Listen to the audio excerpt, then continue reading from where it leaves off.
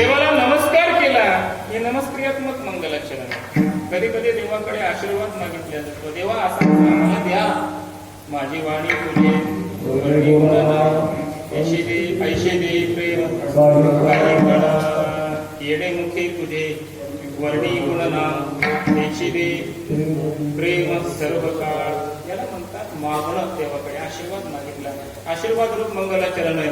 असं 3 प्रकारचं मंगलाचरण देवाच्या संबंधाने शास्त्रामध्ये केलंय, संत वाङ्मयात केलंय. एक पण या अभंगामध्ये देवाला मंगलाचरण नाही केलेलं, ज्ञानदेवाला मंगलाचरण केले, संतांना मंगलाचरण केलेलं आहे.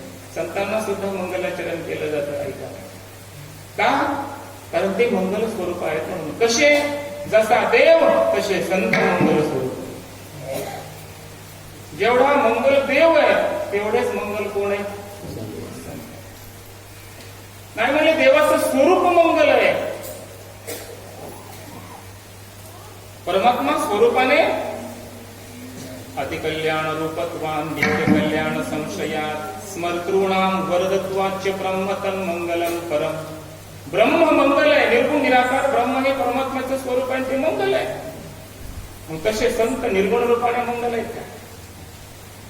मग संतांच्या निर्गुण रूपाचंही वर्णन संत वाङ्मयामध्ये केलंय, संतांच्या सगुण रूपाचंही वर्णन संत वाङ्मयामध्ये केलेलं आहे. याला म्हणतात वस्तू निर्देश रूप मंगला, संतांच्या संबंधाने केलेलं आहे. संत स्वरूपाने आनंद रूप आहेत का?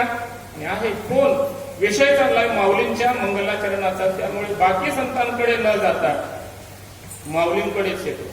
आरती ज्ञान राजा